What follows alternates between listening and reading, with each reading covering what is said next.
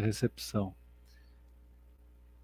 Irmãos e irmãs, elevemos nossos pensamentos mais uma vez a Deus, a Jesus, aos nossos amigos espirituais, ao Dr. Bezerra de Menezes, rogando amparo e proteção para que nós tenhamos uma noite de boa conversa em torno da doutrina espírita.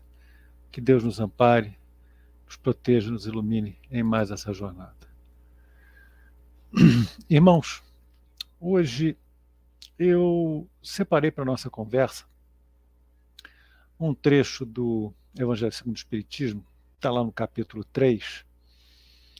Eu separei os itens que vão de 1 até 5 e de 8 a 12, porque esse capítulo terceiro fala das muitas moradas na casa de Deus.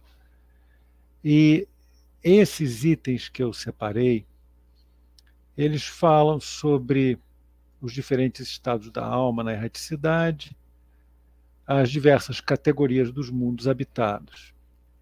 E depois, naturalmente, a gente tem umas palavras retiradas das instruções dos espíritos a respeito de mundos superiores e inferiores. Por que eu escolhi esse tema?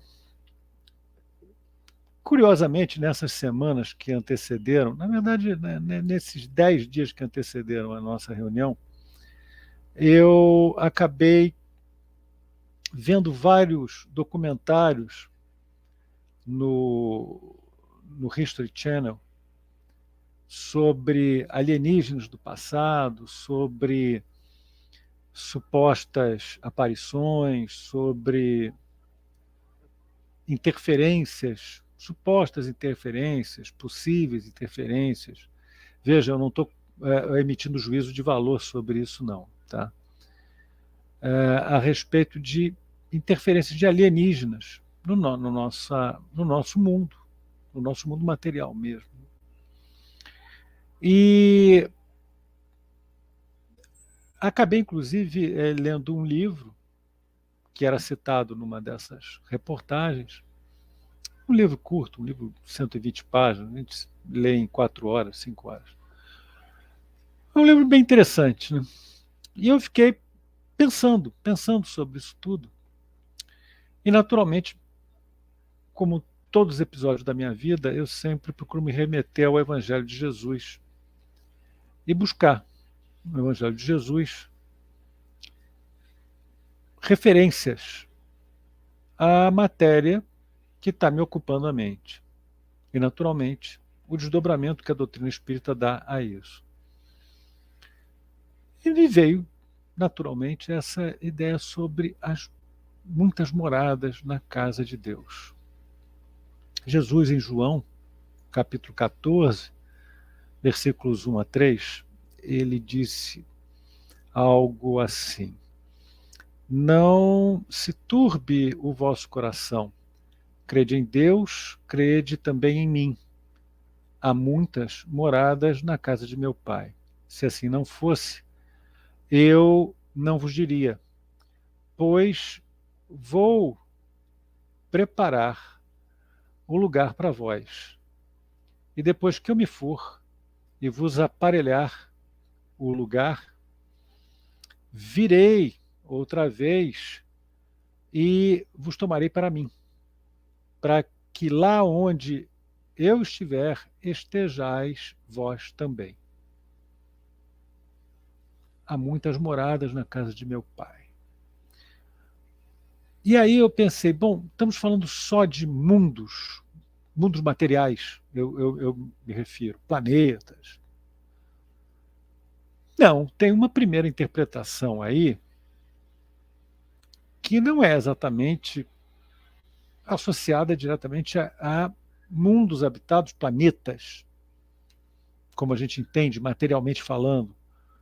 Porque Jesus ele não habita planeta nenhum. Ele habita o universo, ele é um puro espírito, ele não tem um local definido para ele permanecer. E quando ele diz para os apóstolos que eu vou e vou preparar um lugar para vós. Então a gente não pode imaginar que ele esteja preparando um mundo, materialmente falando, para que eles habitem nesse mundo. Na verdade, nesse sentido, a gente não precisa ficar preso à ideia de planetas. Nesse sentido, vamos pensar como um estado de felicidade ou de infelicidade, para espíritos pouco evoluídos, na erraticidade. Então, essas moradas, elas não estão circunscritas ou localizadas em um determinado sítio material. A gente pode interpretar, inclusive, que isso é um estado d'alma, um estado de espírito. Há pessoas que estão felicíssimas no meio de enorme dor. Há pessoas que estão, e elas não estão felizes com a dor, mas elas estão felizes de poderem ajudar as outras pessoas naquele momento. Há pessoas que estão gratas em meio à ingratidão geral. Por exemplo, contando aqui uma história, minha mãe, quando eu era bem pequeno, me contou a história de um sujeito que ele tinha dinheiro só para comprar um punhado de amendoins. Quer dizer, quando eu era garoto, a guloseima mais barata que existia, e que isso era vendida mesmo por camelozinhos, era amendoim, que vinha nos canudinhos. Era a coisa mais barata que tinha. Então, esse homem só tinha dinheiro para comprar amendoim, ele comprou uns amendoins e ele comprou aquele amendoim com casca, então ele descascava o amendoim, comia a sementinha, o amendoim em si, e jogava a casca fora, né? E ele ia fazendo isso e amaldiçoando a sorte, dizendo, que vida desgraçada, que miséria, só tem dinheiro para comprar amendoim, porcaria de amendoim, quem é que pode se alimentar de amendoim? E aí ele jogava a casca de amendoim por sobre o ombro. E ele ouviu um murmúrio atrás dele. Ele jogava a casca de amendoim, aí ouvia um murmúriozinho, graças a Deus, graças a Deus. Aí ele se virou para ver o que era aquilo, de onde é que estava vindo aquele murmúrio. Era um sujeito que estava andando atrás dele e recolhia as cascas de amendoim que ele jogava e comia. E dava graças a Deus porque tinha casca de amendoim para comer. Então, vejam, a mesma situação, na verdade, um indivíduo numa situação muito pior do que o outro, porque o outro ainda comia o amendoim, enquanto que aquele que estava dando graças a Deus só comia casca. O camarada que comia casca dando graças a Deus. O cara que comia amendoim amaldiçoando a sorte. Há muitas moradas na casa de meu pai, são muitos estados de espírito, muitos momentos evolutivos, muitas situações no plano espiritual, do umbral às esferas celestiais. São muitas moradas. Não necessariamente a gente vai entender essa passagem evangélica como estritamente há muitos mundos, muitos, materialmente falando, muitos planetas. Mas é também uma forma de interpretar, a forma mais direta. Há muitos mundos na casa, há muitas moradas na casa de meu pai, há muitos mundos onde a gente pode efetivamente habitar. Mundos, já agora falando em termos materiais, como eu venho me expressando. A Terra, Plutão, Saturno, algum planeta lá em Alfa Centauri, lá na constelação de Alfa Centauri, etc. Pode ser. E todos esses mundos, eles têm uma finalidade. Eles não são mundos vazios. Aí voltamos àquela história do começo da minha elucubração toda. Alienígenas. Bom, será que todo mundo tem alienígena? E aí me veio a história de que alguns espíritos de pessoas notáveis enquanto estiverem encarnadas aqui na Terra, estão agora, ou estiveram, pelo menos em algum momento, habitando Júpiter, se não me engano. E aí vem aquela história, mas habitando Júpiter? Como assim habitando Júpiter? Será que dá para ter vida em Júpiter? Vida como a nossa, com esse corpo físico, é pouco provável. A ciência, pelo menos até o momento, descartou isso. Se vão descobrir alguma outra coisa, todo dia estão anunciando que descobriram algo, né? A última aí que eu ouvi é que descobriram água na Lua, na verdade na forma de gelo. Mas onde há água, existe uma possibilidade de vida, ou já existiu vida, enfim. Toda hora estão descobrindo uma coisa nova. E estão surgindo umas teorias novas também. E aí, pode estar lá encarnado? Podem estar lá? Bom, se a gente admitir que os diversos mundos eles têm condições físicas muito diferentes uns dos outros, mas reconhecer que a vida ela pode ter expressões que nós desconhecemos, para não ir muito longe, aqui mesmo no nosso planeta, nós conhecemos pouquíssimo do que se passa nas profundezas abissais dos oceanos. E também já recentemente eu li alguma coisa que descobriram um ser vivo numa dessas profundezas, lá na Fossa das Marianas, em algum lugar desse, descobriram um ser vivo que ele contraria tudo que se conhecia sobre possibilidade de vida aqui na Terra. É um ser anaeróbico, parece um verme, que a pele dele é transparente, é incolor, não tem pigmentação. Enfim, é um ser assim impensável e que suporta pressões absurdas lá nas profundezas do oceano. Como é que isso existe no nosso planeta e a gente nem sabia que existia? Então, quantos tipos de existência física podem existir que a gente desconheça? Será que é o caso de Júpiter? Não sei. Pouco provável, pouco provável. Mas existe um outro aspecto que a gente tem que considerar. A gente tem que considerar que existe o corpo físico, existe o corpo perispiritual. E que os espíritos já nos dizem que no mundo, nos mundos mais avançados, a vida ela é cada vez mais espiritual e cada vez a existência é menos material. Eu posso dizer que nesse momento existem espíritos desencarnados, apenas revestidos com os seus perispíritos, habitando a Terra. Eu não posso dizer isso? Não tem as cidades do plano espiritual? Nosso Lar, por exemplo, a mais conhecida de todas? Aqueles espíritos que estão ali, cumprindo uma jornada na erreticidade antes de reencarnarem, eles, não podemos dizer, são habitantes da Terra? Podemos ou não podemos dizer que eles são habitantes da Terra? Eu acho que podemos, né? Porque eles estão na esfera de atração da Terra.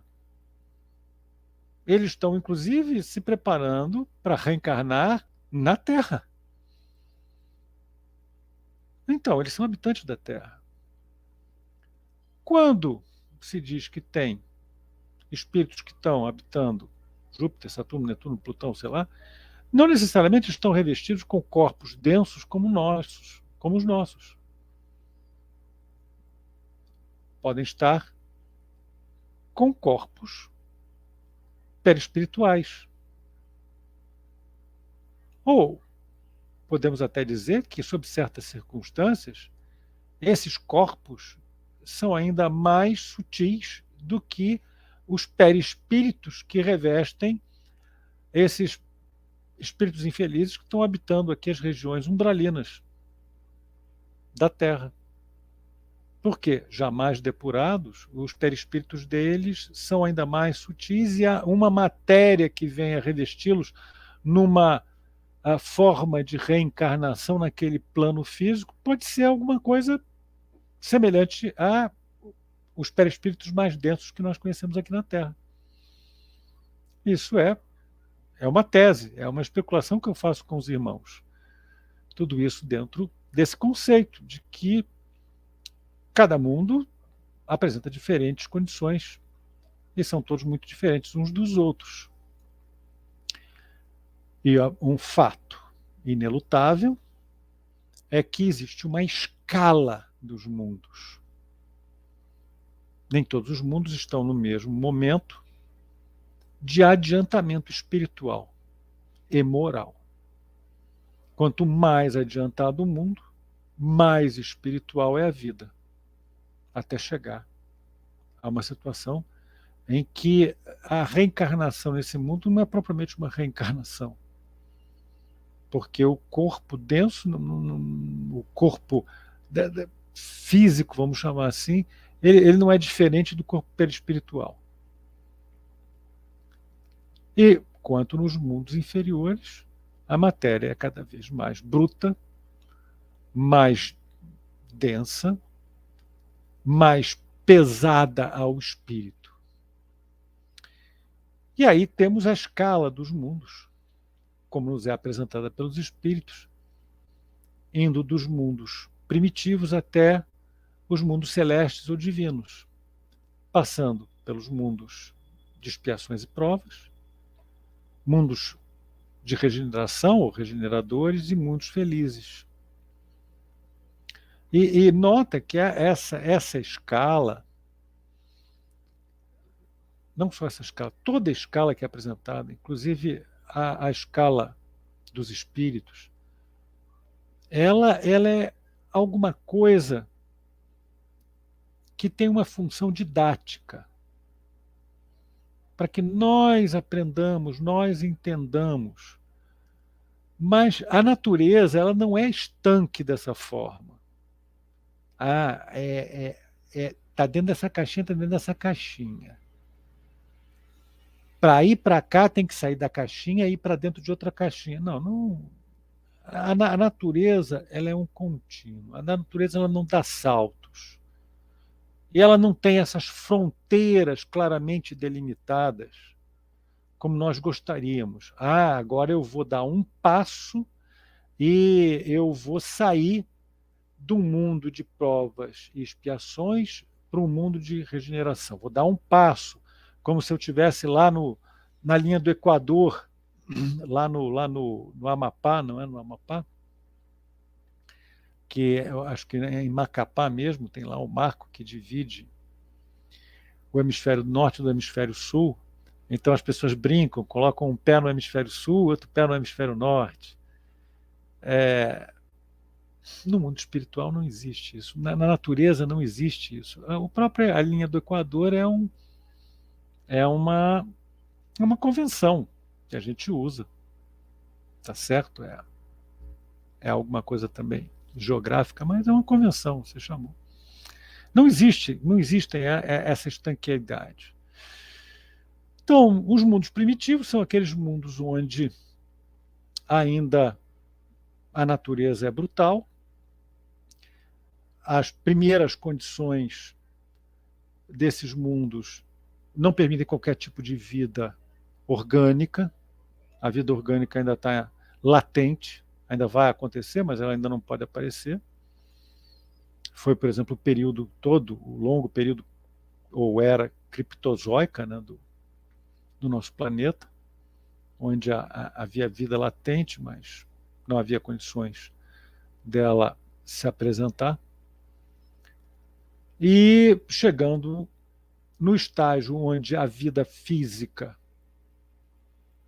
orgânica, ela já pode se apresentar, nós vamos constatar as primeiras encarnações do espírito, do espírito humano, da alma humana, vamos nos referir dessa maneira, entendendo que todo o conjunto dos princípios inteligentes que já chegaram ao momento de se auto-reconhecerem, de se individualizarem e se auto-reconhecerem, chegaram ao momento do ergo sum, como disse Descartes, né?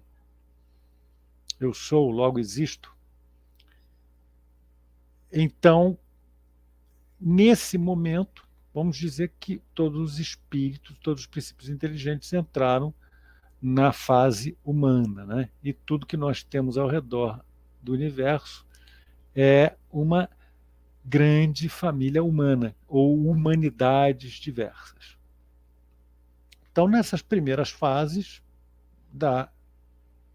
do espírito humano, na sua caminhada, ele faz num mundo primitivo. Ah, mas como é que é isso? Como é que a gente considera a alma humana? Bem, já disse, no momento em que se reconhece como uma existência, uma individualidade, começa a caminhada. E entra efetivamente na humanidade quando passa a fazer escolhas que não são apenas instintivas. E aí você pode dizer, ingressou na humanidade. Ah, bom, um daqueles ancestrais mais remotos da humanidade, um Australopithecus afarensis, um Radipithecus ramidus, um Andipithecus ramidus, ele já estava na fase humana. Olha, eu não sei responder. Eu não sei responder se um Ardipithecus ramidus já estava na fase humana. Acredito que não, mas ele já estava como um princípio inteligente bastante adiantado, se preparando para entrar numa fase humana. Pode ser que alguém considere de maneira diferente da minha. Mas ele estava nesse mundo primitivo, que era a Terra naquele há 4,5 milhões de anos atrás. Então ensaiava-se o gênero humano com os seus ancestrais, ainda de outras espécies, mais remotos. E ensaiava ali o princípio inteligente, a sua entrada no reino nominal. Isso no mundo primitivo. Evoluem os espíritos que encarnam nesse mundo, o mundo acompanha. E isso é importante ficar muito claro. Todos nós nos habituamos a ouvir nos documentários, a estudar na escola, que existe uma teoria da evolução das espécies. E que essa teoria diz que condições do ambiente produziram efeitos sobre os seres vivos e os mais adaptáveis sobreviveram, legando a sua raiz genética aos seus descendentes, a sua matriz genética aos seus descendentes. Mas está tudo dentro do acaso. O acaso. Por acaso, uma espécie ficou numa ilha isolada do continente. A ilha foi isolada por causa de um cataclismo sísmico. Naquela ilha, então, se desenvolveu uma ave muito parecida com outra aqui do continente, mas que tem hábitos e uma série de características muito peculiares, frutos dessa adaptação a essa nova circunstância casuística. O que os espíritos nos dizem é que não existe acaso. E não é a matéria que determina a evolução do espírito. É o espírito que determina a evolução da matéria. Então, quando espíritos mais evoluídos, eles passam a necessitar processos reencarnatórios em um determinado mundo, esse mundo que era um mundo primitivo, ele transita sem saltos, suavemente, da condição de mundo primitivo para mundo de expiação e provas. E da mesma maneira vai ser a transição desse mundo de expiação e provas, que é o caso da Terra, que é uma situação onde predomina o mal, predomina o orgulho, predomina a injustiça, a intolerância. Esse mundo ele vai transitar de uma maneira contínua, suave, à condição de mundo de regeneração, ou mundo regeneradores. O mundo regenerador. Nós estamos passando, eu vejo, eu leio até com uma ponta de crítica alguns textos, inclusive muitos textos espíritas ou produzidos por espíritas, não por espíritos, mas produzidos por espíritas, que falam sobre o momento da transição se aproxima, logo entraremos num mundo de regeneração.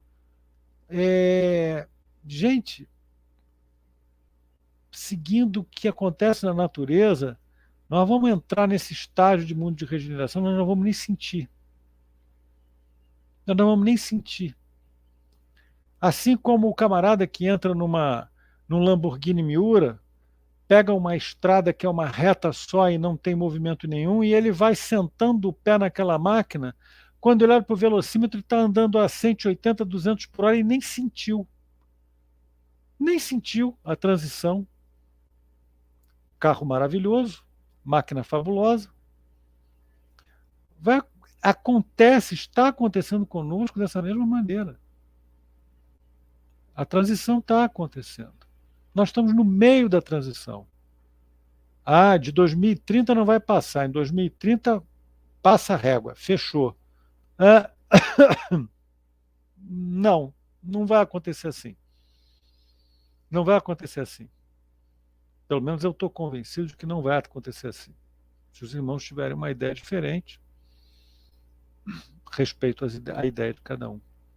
Mas, por tudo que eu li até agora, pelo que eu observo na natureza, e Kardec sempre nos diz que o conjunto das leis que regem os fenômenos espirituais e o próprio conjunto das leis morais está tudo inscrito no grande conjunto das leis universais de Deus, onde as leis da natureza também estão lá.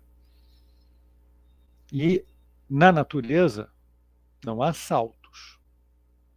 Não há saltos. Então, uma transição suave. Uma transição em que, em doses homeopáticas, vamos avançando e trocando um estágio por outro. Nos mundos regeneradores, nós temos exatamente mundos de transição, onde os espíritos, eles ainda têm o que espiar, mas já é um mundo onde o mal não tem a preponderância, e os espíritos, eles permanecem ali juntando forças para uma próxima etapa no seu avanço, na sua evolução. Eles não deixam de avançar, mas é um avanço talvez um pouco mais lento. Então, o mundo de regeneração, o mundo regenerador, é esse mundo em que os espíritos, eles reencarnam em um processo de renovação das energias para novas conquistas. Mundos felizes, a gente, já sabe que o bem supera o mal, não acontece, não existem mais as calamidades, doenças, esse tipo de coisa toda que nos afeta tão diretamente. Ou mesmo que a matéria ela sofra uma calamidade, os espíritos estão lá reencarnados pela própria natureza dos seus corpos, eles já não sofrem as consequências dessa natureza que pode ser agressiva, vamos considerar dessa maneira.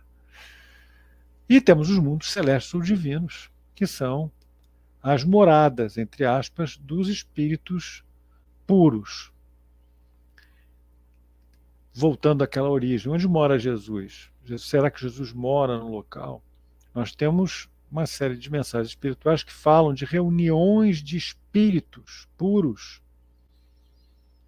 no Sol, no nosso Sol. Que quando eles se reúnem para falar alguma coisa aqui sobre o nosso sistema, decidir alguma coisa sobre esse nosso setor aqui do universo, eles se reúnem no Sol. Eles não se reúnem na Terra, Marte, Vênus, Mercúrio, eles se reúnem no Sol. Então, o mundo celeste divino, será que os mundos celestes divinos eles são as estrelas? Ou eles estão em toda parte? Mas, de qualquer maneira, essa localidade ela é totalmente isenta de qualquer tipo de malícia, maldade, sofrimento ou qualquer tipo de paixão ignóbil, emoção mesquinha. Nessas moradas, nesses locais imprecisos, os puros espíritos, eles trabalham incessantemente como auxiliares na criação de Deus. E no governo dessa criação também, sob delegação de Deus, Pai Criador Eterno.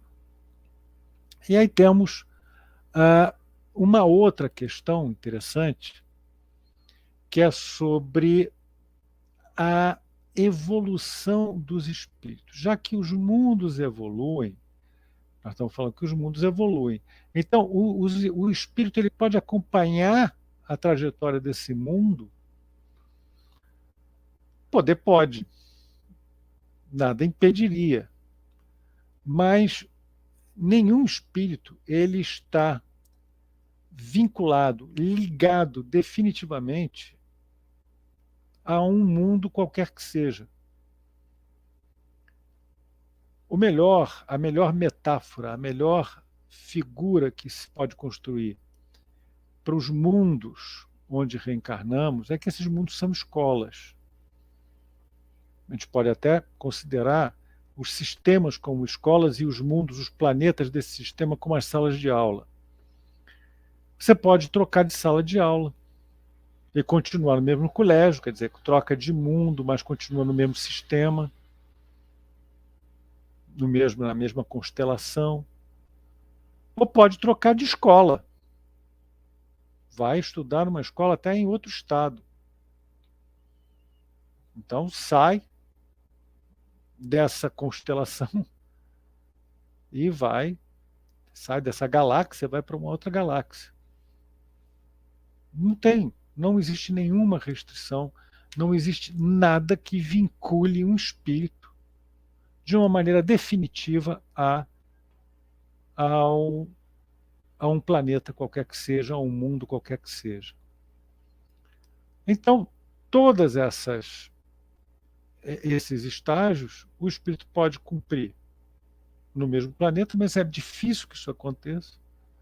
Ou, como é mais comum, segundo os espíritos nos dizem, vai cumprir os estágios da sua evolução em diferentes planetas. De qualquer maneira, reforço o conceito de que essa ideia de mundo superior ou inferior depende do teu ponto de referência. Então, em relação à Terra, existem mundos inferiores, existem mundos primitivos. Mas, em relação à Terra, existem muitos outros mundos mais adiantados. É tudo uma questão do ponto de referência que você pega para definir mundo inferior ou mundo superior. Naturalmente que, tomando a Terra como comparação, porque é o parâmetro que nós temos, nós podemos dizer que outros mundos nos são inferiores ou superiores em função, por exemplo, da forma dos corpos das humanidades que habitam. Então, quanto mais brutos, mais grosseiros, provavelmente menos desenvolvido, menos evoluído esse mundo. A beleza é um traço importante. Aliás, uma das virtudes de Aristóteles era justamente a beleza, que tem a dimensão da estética. E esse é um conceito interessante. Eu não estou falando aqui de preconceitos, né? Eu estou falando da beleza intrínseca, da harmonia das formas. Há um conceito oriental que diz que a apreciação do belo, ela também ajuda na evolução do espírito. Isso é muito interessante. E esse é um dos motivos, por exemplo, de no Japão eles darem tanta atenção à forma, aos arranjos de flores, aos jardins. Eles têm jardins de pedras. Meu Deus do céu, um jardim de pedra? Como um jardim de pedra? Pois é, eles ficam arrumando as pedras, dispondo-as de uma maneira harmônica, harmoniosa, bela. Inclusive no nosso mundo de hoje, eu não sei os irmãos, mas uma das coisas que mais nos agride é andar por essas urbes tão desorganizadas, sujas, ruas caindo aos pedaços, prédios pichados. Isso, pelo menos no meu conceito, é claramente uma demonstração de que algumas parcelas da humanidade estão, como dizem alguns espíritos e espíritas, recebendo suas últimas oportunidades de evoluírem com esse planeta. Porque é muito longe. Eu não vou considerar aqui questões como faltar água, faltar luz, mas o Rio de Janeiro, de quando eu era criança, ele era muito mais harmonioso e belo do que o Rio de Janeiro de hoje. Desculpe se ofendi os conceitos de alguém, a ideia de alguém, mas, para mim, o Rio de Janeiro que eu conheci, final da década de 50, década de 60, tinha problemas, como eu falei, falta d'água, falta luz, etc. Mas a urbe em si era muito mais harmoniosa, bonita, do que o que a gente vê hoje. A beleza é um traço, sim, da evolução. Inclusive, andei lendo que um dos fluxos migratórios para elevação do padrão espiritual vibratório da Terra é composto, esse fluxo migratório é composto por espíritos dedicados às belas artes e música. E vem até a pergunta, mas vem cá, a espiritualidade está mandando na vanguarda músicos e artistas? Nós não precisamos de tanta coisa, eles estão mandando músicos e artistas exatamente para criar um clima de beleza, de harmonia, que propicia outros traços evolutivos. Então, vamos perceber o reingresso ou o ingresso de espíritos que vão nos trazer formas de música mais evoluídas, né? Nós bem que estamos precisando de um Mozart, né? Pelo menos na minha opinião, eu não, não gosto muito do que eu ando escutando por aí agora, atualmente não. Então, naturalmente que nos mundos mais elevados, os sentimentos predominam sobre os instintos. Nos mundos primitivos, praticamente só se tem o instinto. A delicadeza é um traço das esferas mais evoluídas, a benevolência é outro traço, a justiça predomina. Aqui na Terra a gente já encontra alguns países que se destacam, exatamente porque a justiça atua de uma maneira mais efetiva. A força bruta, ela só predomina e existe naqueles campos onde a evolução ainda não atingiu um grau mais elevado. E isso a gente vê, inclusive, esses estágios diferentes, a gente vê, inclusive, aqui na nossa Terra. Mesmo nesse momento que a gente está vivendo. Eu vou contar rapidamente uma história que eu ouvi de um amigo meu, quer dizer, não, amigo não, conhecido. Esse conhecido, ele fez carreira diplomática, agora ele está aposentado. Ele fez carreira diplomática, nunca chegou a posto de embaixador, nada disso não, ele sempre foi do segundo, terceiro escalão. E num determinado momento da carreira dele, ele foi enviado para um país, não vou dizer qual, não vou dizer em que continente, para não manchar aqui a nossa conversa com preconceitos e bobagens. Então ele foi para esse país, e lá nesse país ele tinha um taifeiro cedido pela embaixada brasileira naquele país. Esse era uma pessoa local que era contratado da embaixada do Brasil exatamente para auxiliar os diplomatas, principalmente diplomatas como ele, que era sozinho, não tinha mulher na época, não tinha filho, não tinha ninguém. Então, tinha esse taifeiro que o ajudava, notadamente nas tarefas domésticas. Então, um dia ele pediu para esse taifeiro ir lá no supermercado comprar alguma coisa que estava faltando. Aí o taifeiro foi e demorou. Ele já estava ficando preocupado.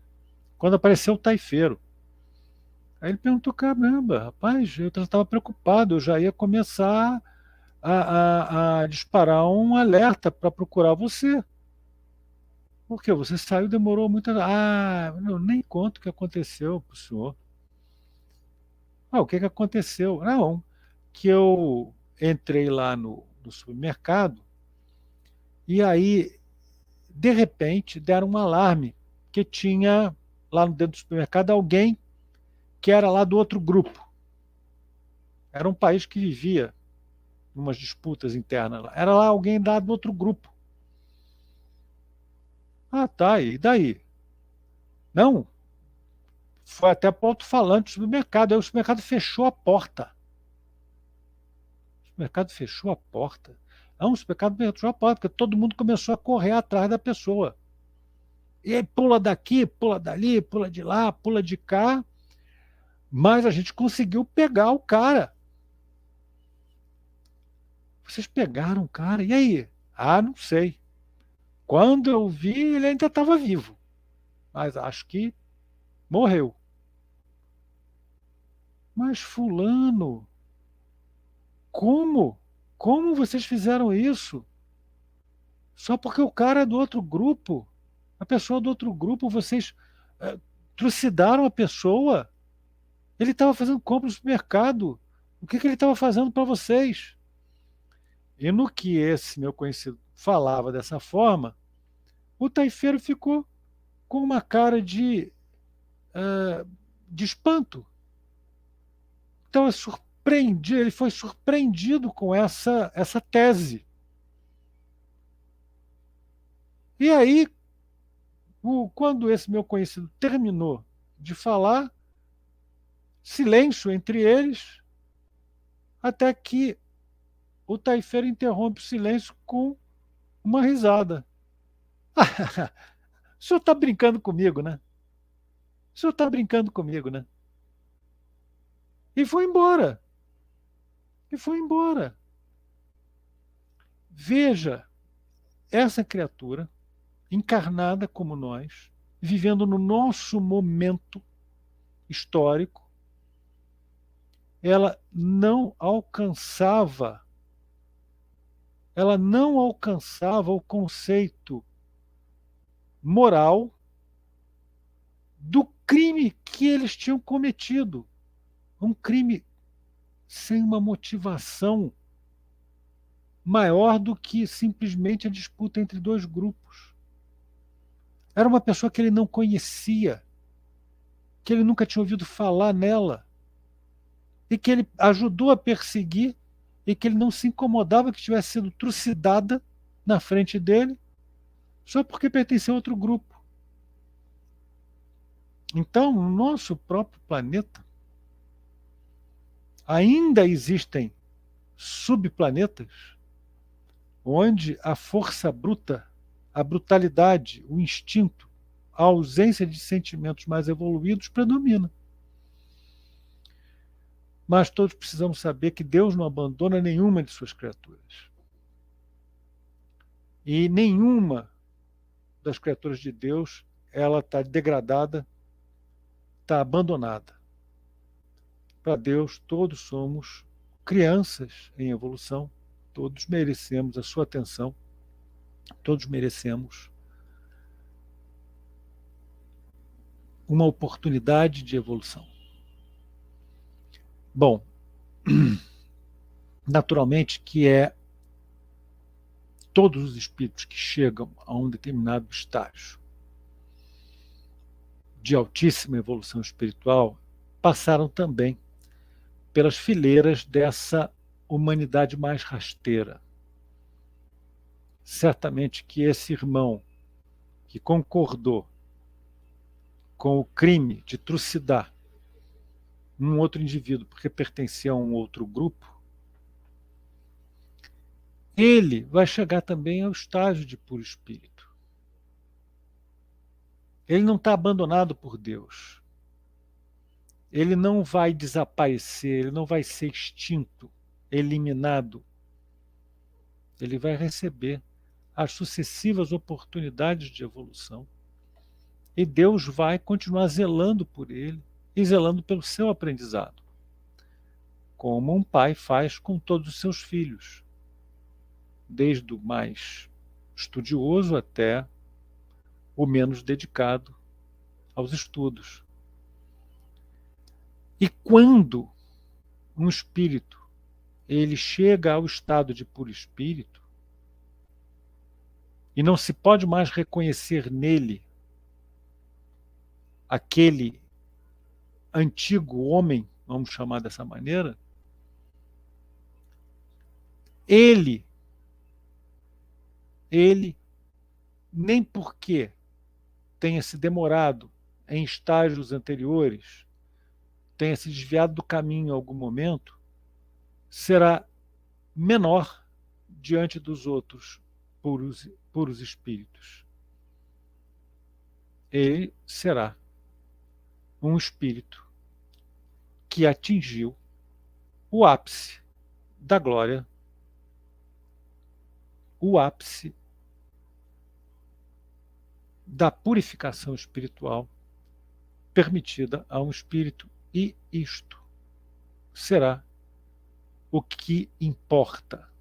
Ninguém vai chamar a folha corrida dele em coleção para julgá-lo por um passado que ele já terá expiado, purgado devidamente.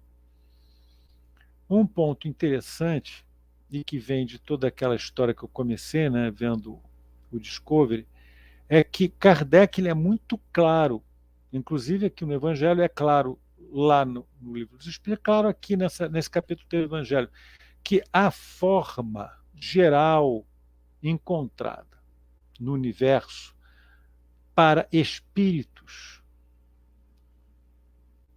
já entrados no reino da razão é a forma humana. Ou seja, essa forma geral, cabeça, tronco, membros. Kardec não nos fala em nada como um polvo vivendo por aí. Ele não fala em nada disso. Eu sei que atualmente surgem alguns livros editados por editoras espíritas, trazidos por espíritas, escritores espíritas encarnados, que falam de outras formas. Eu deixo sub júdice, porque Kardec nos fala que a forma geral no universo para princípios inteligentes chegados à idade da razão é a forma humana. Bom, obviamente, quanto mais evoluído é o espírito, menor é a resistência que a matéria oferece ao espírito, e por isso mesmo os corpos muito sutis, onde esses espíritos eles vão reencarnar, vão utilizar para reencarnar, são formas que praticamente não oferecem resistência alguma ao espírito, e por isso mesmo, o período de infância às vezes é inexistente. E até mesmo o desencarne, ele não se reveste de nenhum tipo de angústia ou sofrimento, como muitas vezes ocorre ainda entre nós. A bem da verdade, esses espíritos, eles vão gozar de um estado de liberdade tão grande que eles verão o plano espiritual como o plano encarnado deles e haverá uma intensa troca e interação entre os dois planos. Já falamos sobre como esses mundos ditosos, eles mantêm relações muito amigáveis, fraternas entre as pessoas, não existem dominações, não existem imposições, regulações absurdas. A fraternidade é o que predomina entre todas as criaturas. É engraçado que é muito pobre toda a nossa mitologia a respeito desses estágios ditosos superiores, apesar dela ser muito rica para falar das regiões infernais e dos suplícios, dos martírios. E os espíritos nos dizem que isso acontece porque nós, encarnados aqui no mundo de expiações e provas, temos muito mais contato com o mal e o sofrimento, a dor e a desesperança, do que com a felicidade e a esperança. Então, para nós é muito difícil, mesmo apenas imaginar essa felicidade, esse gozo permanente dos espíritos puros. A mensagem final, e aqui já chegando ao término da nossa conversa, já são 8h27 aqui pelo meu horário, né? Pelo meu reloginho do computador, nós temos aqui que deixar bem claro que não existem privilégios e que tudo segue uma escala evolutiva. Não existe privilégio para um determinado espírito fazer sua ascensão mais depressa do que o outro. O que vai determinar são as escolhas individuais. O que cada um se empenhará ou tem se empenhado para avançar em méritos. Não existe um mundo que foi criado para ser um paraíso e outro mundo que foi criado para ser um inferno. Perdão. Não existe esse tipo de privilégio. E nós podemos habitar diferentes mundos, não estamos ligados a nenhum mundo definitivamente, e podemos e devemos também saber que instalamos em nós esses diferentes mundos. O reino de Deus, ele está primeiro em nós. E depois a gente pode encontrar em algum mundo. Mas a morada da felicidade, a morada da virtude, a morada da justiça, a morada do equilíbrio, a morada da prudência, a morada da fortaleza, a morada da fé, a morada da esperança, a morada da caridade, está no nosso mundo interior.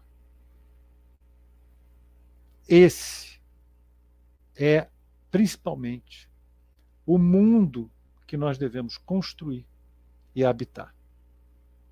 Depois, vamos nos deslocar para algum tipo de coordenada ou alguma coordenada no universo infinito. Mas antes, vamos fixar o nosso GPS moral na construção desse mundo interior. Meus irmãos, 8h30. Eu agradeço por esse convite generoso que o Regeneração me faz para que todo mês, na terceira terça-feira, eu esteja aqui com vocês. Eu fico muito agradecido pela acolhida e pela generosidade do convite. Fiquem todos na paz de Deus. Graças a Deus, graças a Jesus, graças aos nossos amigos espirituais por essa noite.